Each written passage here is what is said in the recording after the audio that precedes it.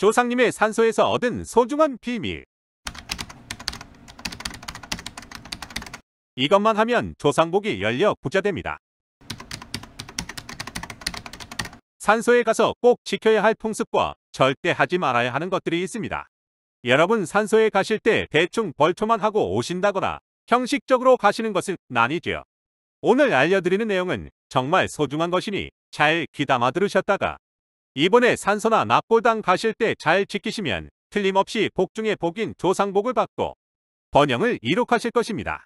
또한 영상 끝에는 반드시 지켜야 할 예로부터 내려오는 성미의 예절을 알려드릴 테니 필히 끝까지 보시기 바랍니다. 그럼 바로 시작할 테니 구독과 좋아요, 알림 설정 부탁드립니다. 예로부터 어르신들은 산소에서 이 행동만큼은 절대 하지 말라고 했습니다. 이는 복 중에 복인 조상복을 얻지 못하는 행동이기에 명절이나 다른 일로 산소에 가실 때마다 특히 주의하셔야 하는데요. 아마 많은 분들이 이를 놓친다면 조상복을 얻지 못하실 것입니다. 재차 강조하지만 오늘 얘기 무조건 귀담아 들으시고 앞으로 산소에 가실 때 꼭 실천하시기 바랍니다. 어느 날 작은 마을에 사는 준이와 그의 가족은 조상님을 만나러 산소에 가기로 했어요. 오늘은 조상님이 아주 특별한 복을 주실 수 있는 날이라며 모두들 들뜬 마음으로 아침 일찍 일어났답니다. 아빠는 오늘은 아주 중요한 날이니까 모두 예의를 갖추고 정성을 다하자 라고 말씀하셨어요. 산소에 도착하자마자 아빠는 커다란 낫을 꺼내 들고는 산소 주변에 풀을 베기 시작했어요. 준이는 아빠에게 물었어요. 아빠, 왜 벌초를 해야 해요? 아빠는 웃으며 대답했어요. 산소는 조상님의 집이야. 깨끗하게 정리해드려야 조상님도 편안하게 쉬실 수 있지. 그럼 우리에게 좋은 기운을 보내주실 거야. 준이는 벌초가 마법처럼 느껴졌어요. 아빠와 함께 풀을 뽑고 나니 산소가 반짝반짝 빛나는 것 같았죠. 준이는 조상님이 좋아하실까? 라고 생각하며 열심히 도왔어요. 이제 제사를 준비할 시간이 되었어요. 엄마는 과일을 골라 상위에 올리며 말했어요. 과일은 홀수로 놓아야 해. 홀수는 양기를 상징해서 조상님께 좋은 기운을 드릴 수 있어. 준이는 신기한 눈으로 과일을 바라봤어요. 양기요? 그게 뭔가요? 엄마는 음과 양이 조화를 이루면 우리에게 복이 온단다라며 웃으셨어요. 준이는 과일 하나하나에 특별한 힘이 깃들어 있다고 믿으며 조심스럽게 과일을 놓았어요. 제사를 지내면서 준이네 가족은 하나하나 예의를 지켰어요. 아빠는 조상님은 우리를 지켜보고 계셔. 예의를 갖추어야 복을 받을 수 있어. 라고 말했어요. 준이는 조상님이 보이지 않지만 우리를 지켜보시고 있구나라고 생각했어요. 조상님 앞에서 푸념을 하면 안 된다는 것을 배운 준이는 속상한 일이 있어도 밝은 표정을 지으려 애썼어요. 엄마는 조상님께는 항상 감사한 마음을 가져야 해. 그래야 조상님도 우리를 도와주실 수 있어. 라고 가르쳐 주셨어요. 준이는 마음속으로 조상님 항상 감사드려요라고 주문을 외웠어요.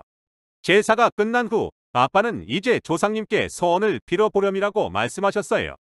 준이는 조상님께 큰 소리로 조상님, 제발 이번 시험에 합격하게 해주세요. 라고 말했어요. 아빠는 정성을 다해 소원을 말하면 조상님이 들어주실 거야 라고 격려해 주셨어요. 마지막으로 준이네 가족은 조상님의 안정을 기원했어요. 엄마는 조상님의 심신이 평안해야 우리도 복을 받을 수 있어 라고 말했어요. 준이는 조상님 항상 평안하세요라고 진심으로 기도했어요. 그 후로 준이네 가족은 산소를 방문할 때마다 오늘 배운 것들을 지켰어요.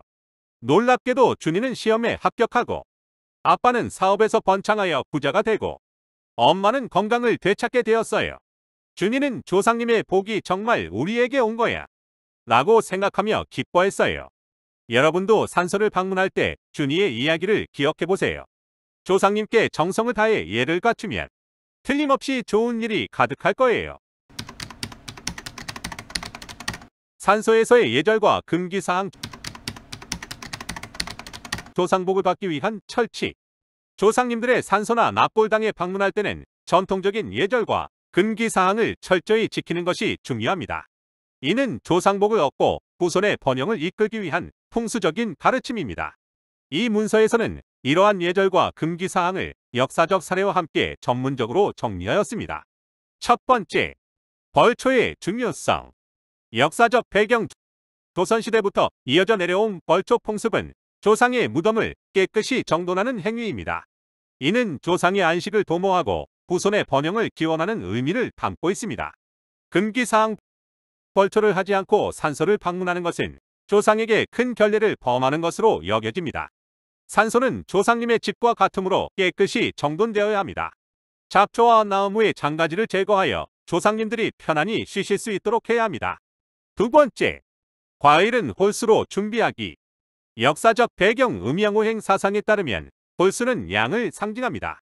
제사상에 올리는 과일을 홀수로 준비하는 것은 세계에 계신 조상님께 양기를 드려 음양의 조화를 이루는 것입니다. 금기사항. 과일을 짝수로 올리는 것은 음양의 불균형을 초래할 수 있어 조상복을 얻지 못할 수 있습니다. 또한 과일의 꼭지를 칼로 도려내어 제사를 드리는 것은 귀한 분을 모신다는 뜻입니다. 세 번째, 예를 갖추기. 역사적 배경. 예부터 한국 사회는 예절을 매우 중요시해왔습니다. 이는 조상 숭배와 관련된 예절에도 반영되어 있습니다. 조상님들께 대한 예의는 후손의 도리로 여겨졌습니다. 금기사항. 산소나 납골당에서 대충 제사 지내고 돌아오거나 가족끼리 다투는 행위는 큰 결례입니다. 조상님들은 우리의 행동을 모두 지켜보고 계시므로 항상 예의 바르고 공손한 태도를 유지해야 합니다. 네 번째, 푸념하지 않기. 역사적 배경. 조상님 앞에서의 푸념은 조상님께 불경한 행위로 여겨졌습니다. 이는 조상복을 얻지 못하게 할 뿐만 아니라 오히려 시련을 초래할 수 있다고 믿어졌습니다. 금기사항. 산소에서 불평을 하거나 불만을 표출하는 것은 금기입니다. 조상님들께는 항상 긍정적이고 감사한 마음으로 예를 갖추어야 합니다.